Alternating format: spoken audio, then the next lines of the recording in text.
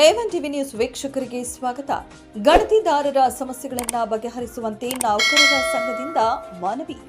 ಭಾರತ ಜನಗಣತಿ 2027ರ ಜನಗಣತಿ ಕಾರ್ಯಕ್ಕೆ ನೇಮಕವಾಗಿರುವ ಶಿಕ್ಷಕರ ಸಮಸ್ಯೆಗಳನ್ನು ಬಗೆಹರಿಸಿಕೊಡುವಂತೆ ತಹಶೀಲ್ದಾರ್ ಸುದರ್ಶನ್ ಯಾದವ್ ಮತ್ತು ಪೌರಾಯುಕ್ತರಾದ ಜಿಎನ್ ಚಲಪತಿ ಅವರಿಗೆ ಸರ್ಕಾರಿ ನೌಕರರ ಸಂಘದ ಅಧ್ಯಕ್ಷ ಆರ್ ಅಶೋಕ್ ಕುಮಾರ್ ನೇತೃತ್ವದಲ್ಲಿ ಮನವಿ ಪತ್ರ ನೀಡಲಾಯಿತು.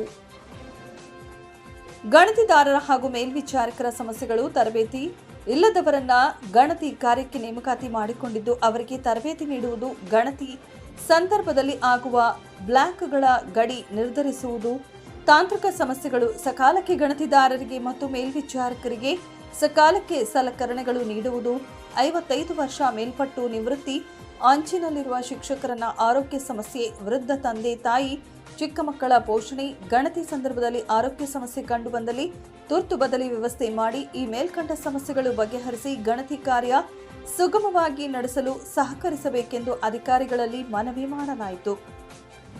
ಅಧಿಕಾರಿಗಳು ಸಕಾರಾತ್ಮಕವಾಗಿ ಸ್ಪಂದಿಸಿ ಯಾವುದೇ ಸಮಸ್ಯೆ ಇಲ್ಲದೆ ಬಗೆಹರಿಸಿಕೊಡುವುದಾಗಿ ಭರವಸೆ ನೀಡಿದ್ದಾರೆ.